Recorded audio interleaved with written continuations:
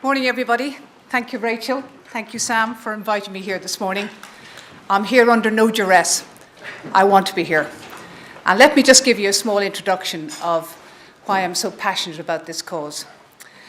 For many months now, since I had the privilege of being appointed Minister for Human Rights, Equality and Integration, I've been seeing a succession of single and separated fathers in my constituency office in Carlow Kilkenny and also in my Dáil office in Leinster House. And what struck me was the unevenness of the support for fathers. And what struck me was the heartbreaking stories of these fathers who told me about their individual family histories and who very graciously told me very intimate details about their own family circumstances. And in hearing the stories of these fathers, I could hear, because I'm a mother, I could hear the absent voices of their children. And I was really touched by what they were saying to me. I also had the privilege of being a negotiator for the revised programme for government October the 10th last year, a year ago. And I will read you out in the little section under equality. And we managed to make this little piece put in there for us to make sure that we wouldn't forget a part of equality that I think had been put perhaps on the back burner. And this is the second point. We will ensure the introduction, we will review legislation in the area of guardianship, custody and access following the publication of the report of the Law Reform Commission report on legal aspects of family relationships. And that's about it. It's about fairness in delivering support in family cases.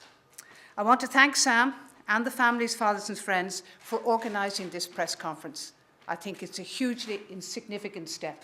I have been to Galway and visited Sam and Rachel and the fathers in Galway and seen the wonderful work they're doing there. I want to speak first of all as a TD. I want to speak again of the many men who've come to me as Minister of Human Rights and Equality. I want to talk about the tragic stories of these broken families and the painful years of longing of these fathers to be, I suppose, in the fullest sense, supported and reunited with their children.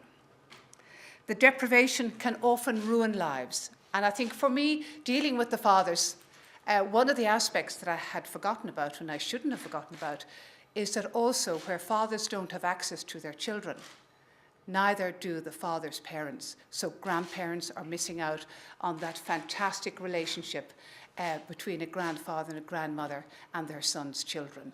So it doesn't just affect the nuclear family that has broken down, it affects the entire family right through that individual personal family history. I want to speak secondly as a minister and as a Minister for Equality with responsibility for gender equality and as a minister in a department that is involved in support services which help families and parents. And I talk about the Family Support Agency and perhaps Pat Bennett might be here later. I recognise that there are difficulties in the system and any of you in this room with personal stories or Sam and Rachel with their agency know what I'm speaking about. There are inequalities between men and women, between married and unmarried fathers. And I want to make sure that single and separated fathers have an equality in the law. And when this report comes out, I look forward very much working with my colleague, Minister for Justice and Law Reform, Mr Dermot Ahern TD, to make sure that the report doesn't just sit on some shelf in Leinster House, that we implement it for the best interests of the fathers. And I'm really looking forward. I thought it might have been out before now. We don't know the exact date, but it is coming.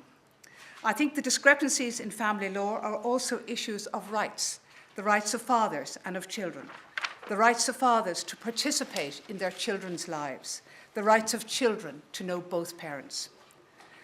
And I want to say too, as a government minister, that the government is committed to examining these issues. And in 2007, it accepted the Law Reform Commission's third programme of work, 2008 to 2014, which included a commitment to examine the rights and duties of fathers in relation to guardianship, custody and access to their children, and to examine the rights and duties of any of the grandparents, as I have said previously.